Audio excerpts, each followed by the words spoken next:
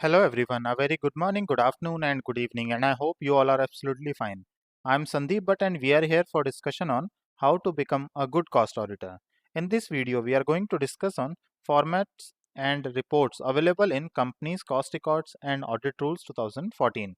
And we will talk about Form CRA2, Form CRA4, formats of cost audit report. So guys, let's transform us from an ordinary person to extraordinary person in cost accounting and auditing matters. First format is Form CRA2. We use this form to intimate to central government regarding appointment of cost auditor by the organization. In this form, we have to mention basic information of the organization like SIN number, name of the organization, email ID of the company, basic information of cost auditor, basic information of products and services, the cost audit, and then basic information of cost auditor like address, email ID, date of board meeting in which cost auditor was appointed, financial year, and finally we have to attach board resolution, or if any other attachment you want to add, you can attach here.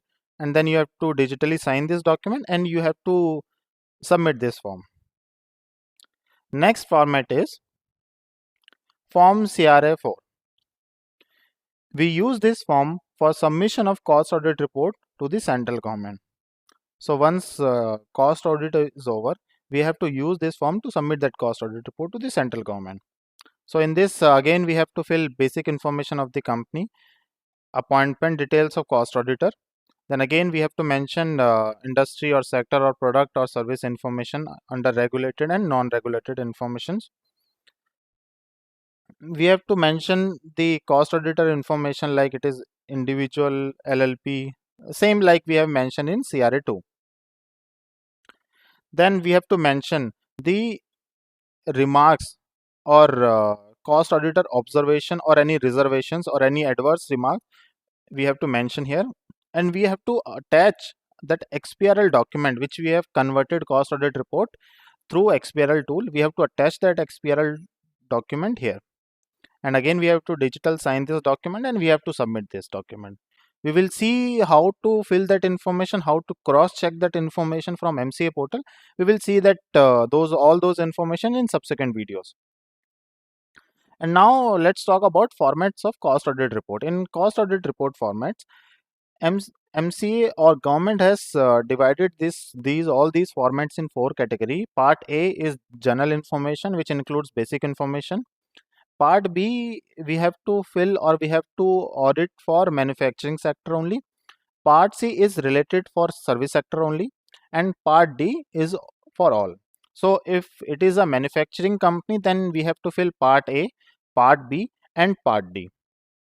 Part C will be not applicable. In case of service sector, we have to fill Part A, Part C and Part D. Part B will not be applicable on this. So now let's see what are the options available in this. Before that, let's talk about table of rule 3. You are aware that we have already discussed that table of rule 3 is most important, where we have mentioned industries. So regulated sector, we have listed six industries. Whatever industries are there, we have to see for following SETA heading. If your product is coming under this CTA heading, then audit is applicable or cost records are applicable. Same like non-regulated sector, tanks and armored fighting vehicles, port services are there. So all these CTA headings are there. Iron and steel, roads, coffee and tea. So we have to follow this list to check the applicability case, which we have already discussed in previous videos. One more form is there, Form CRA3. This form is relevant while submitting the cost audit report to the board. So this is a kind of certificate which is certified by the cost auditor with this information. Yes, he has checked all the information. He has to give his opinion on cost records. So all this information will be given by cost auditor. So this one is the first page of cost audit report. And these are the annexure to the cost audit report. First one is basic information. So in first basic information, we have to give basic information of the company like name, registered address, corporate office address, email ID, financial year information.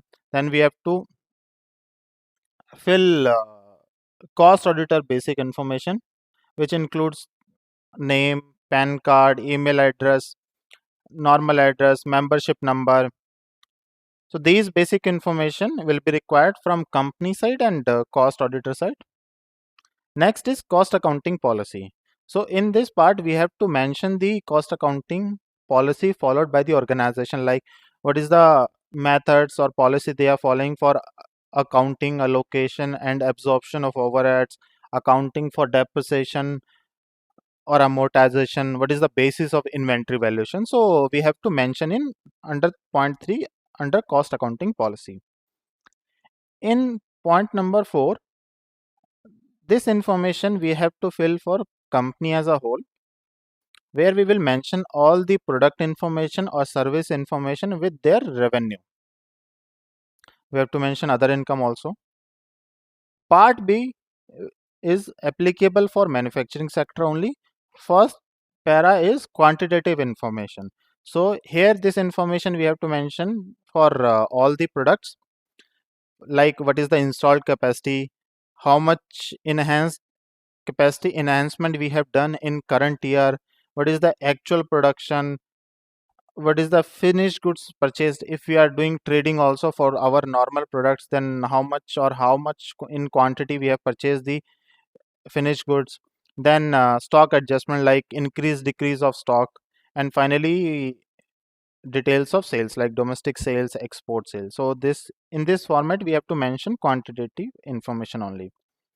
Next is cost statement. In cost statement, we have to mention all the expense related information: material cost, employee cost, direct expenses, repair and maintenance, quality control expenses, R&D expenses, depreciation, increase decrease of stock, WIP or finished goods, self cap or captive consumption details, okay, administrative overhead, secondary packing costs, selling and distribution expenses, finance cost, okay, and net sales realization. So in this we can calculate profit and loss of the product. Next is sub part of cost sheet, where we have to give the item wise raw material consumption. Like if we are consuming 4 type of raw material, we have to give that information in 4 part, like product A or raw material 1, raw material 2, raw material 3, raw material 4. What is the unit of measurement, whether it is kg, metric ton, and then what is the quantitative quantity we have consumed, what is the rate, and what is the amount. Same for current year, same for like same for previous year also. 2B is for utilities consumed. What are the utilities you are consuming? Power, fuels, all those information we have to mention here. And 2C is for industry specific expenses. If your industry is spending or doing some special activities, and for that they are spending some money, we have to mention that expense in this portion. And part C is applicable for service sector. Same formats are available here. Only the change is if you are coming under service sector, then you have to fill this information. Again, quantitative information is there. Next is cost sheet, where you have to mention all the your expenses, administrative overhead, selling, distribution, finance cost, sales value. Same raw material consumption details also you have to mention. In service sector, there are chances that yes, raw material is there, or without raw material they are taking some other services from other organization, like from vendor. So we have to mention their services here, like utilities they are consuming, power, fuel, and if any industry specific operating expenses there, we have to mention here. Now next is part D. In part D, first para is product and service profitability statement. So earlier we have prepared individual product wise cost sheet, quantitative information. In this part D, first para, we have to give individual product wise summary, like what is the sales, like 10 lakh rupees sales worth is there, cost of sales is 8 lakh rupees, so margin or profit is 2 lakh rupees. So this will be the summary of profitability with sale number and cost. Next is profit reconciliation. So in this part, we will reconcile our cost accounting profit with our financial profit.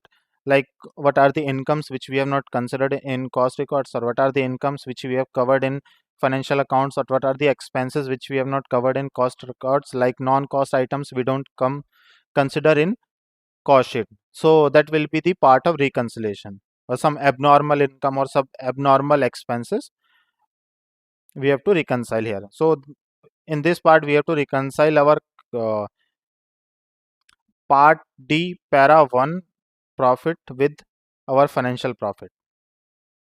Next is value addition and distribution of earnings for a company as a whole. So in this information, major information will be related to our performance, like what is the sales, how much is export incentive, what is my raw material consumption.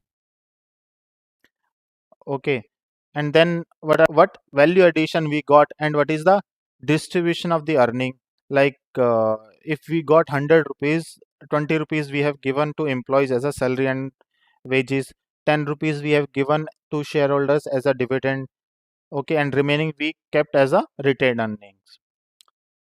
So then we have, so this information is like how much we have earned and how much we have available for distribution, and what are the segments where we have distributed that fund. Next format is financial positions and ratio analysis. In this part, we will review our balance sheet items where share capital, long term borrowings. Okay, here we will analyze our ratio analysis, the like what is the performance of the organization, PBT to capital employed ratio, PBT to net worth ratio, PBT to value added, PBT to net revenue. Okay, how much is the capital employed? What is our net worth? How much is our net fixed assets? So all those information we will provide here.